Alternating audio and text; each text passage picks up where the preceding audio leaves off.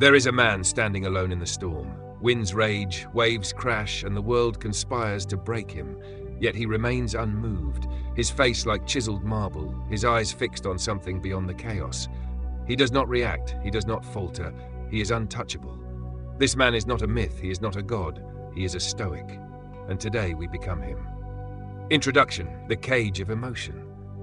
How often do we let the words of others shape us? How often do we recoil at an insult, burn with anger at an offense, or sink into despair when faced with rejection? It is not the world that disturbs us, but our interpretation of it. This is not merely a poetic thought, it is the essence of Stoic wisdom, a philosophy that has endured for over 2,000 years. The great Stoic emperor Marcus Aurelius wrote, "You have power over your mind, not outside events. Realize this and you will find strength." The question is simple. How do we reach a state where no insult, no rejection, no action of another can move us? The answer lies in mastery, not of others, but of the self. The art of indifference, training the mind in apathy. Epictetus, a former slave turned philosopher, taught that external events are beyond our control. What others do, what they think, and how they perceive us, these are not our concern. If someone succeeds in provoking you, he said, realize that your mind is complicit in the provocation. What does this mean? It means that the moment we react, we have already lost. To practice Stoic indifference, we must first internalize one simple truth. Opinions are not real. They hold no weight except the weight we assign them. Consider this. If a madman shouts at you in the streets, do his words have meaning? If a child mocks you, does their insult hold wisdom? Yet we allow the criticisms of others to burrow into our minds, mistaking noise for truth. We must train ourselves in apatheia, the Stoic state of unwavering inner peace. This is not cold detachment, it is the highest form of self-mastery. We remain engaged with the world, but we refuse to be ruled by it. 2. The power of perspective, the view from above. Imagine standing atop a great mountain, looking down upon the world. Cities shrink, people become specks, and their concerns, so immediate and pressing at ground level, fade into insignificance. This is the view from above, a powerful Stoic exercise taught by Marcus Aurelius. When faced with criticism or conflict, zoom out. Ask yourself, will this matter in a year, in 10? In the grand span of history, does this moment have any true significance? Seneca, the Roman Stoic and statesman, wrote, "We suffer more in imagination than in reality.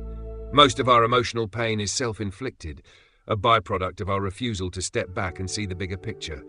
When we adopt this higher perspective, we become immune to the pettiness of the world, insults, gossip, betrayals. These are mere ripples on the surface of a vast ocean. The depths remain undisturbed." Nash 3. The fortress of self-sufficiency. A Stoic is a fortress. His peace does not come from validation. His confidence is not borrowed. He does not rely on others for happiness, for he knows that anything external is fleeting. True power comes from within.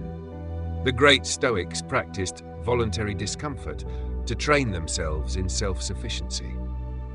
Seneca slept on the ground to remind himself that luxury is not a necessity.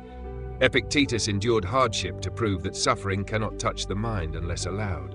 We must ask ourselves, do we rely on the approval of others? Do we need to be liked, to be understood, to be praised?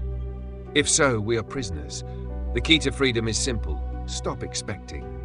Expectation is the root of disappointment. The Stoic expects nothing from the world and therefore is never let down. He does not expect fairness, kindness, or recognition, and because of this, he is unbreakable. Avor, the death of the ego, memento mori, and the ultimate equalizer.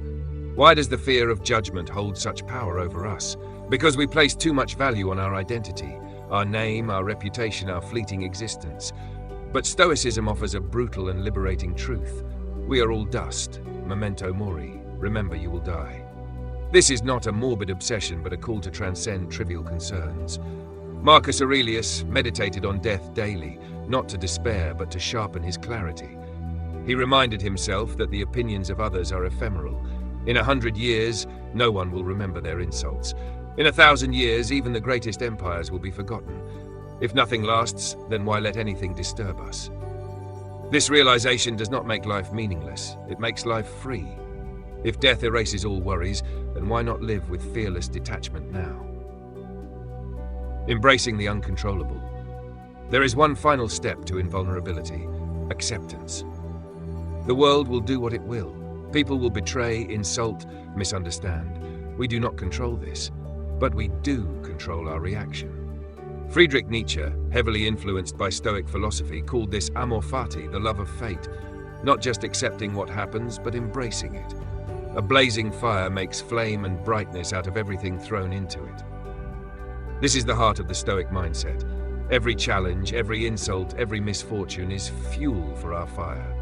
To become unshakable, we must stop resisting life and start using it. Whatever happens, we absorb it, we transform it. Nothing wounds us, because everything strengthens us. Conclusion: becoming the storm. The man in the storm is not afraid. The winds do not move him. He does not shrink or curse his fate, because he knows he is not a victim of the storm, he is the storm. We do not become stoic to escape suffering. We become stoic to transcend it, to rise above the noise of the world, to master our impulses, to become untouchable. And when we do, we realize nothing has power over us, nothing except what we allow.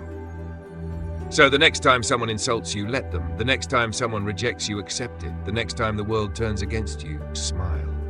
Because in that moment you will know free. This is Stoicism. This is power. And this, my friends, is how we become unshakable.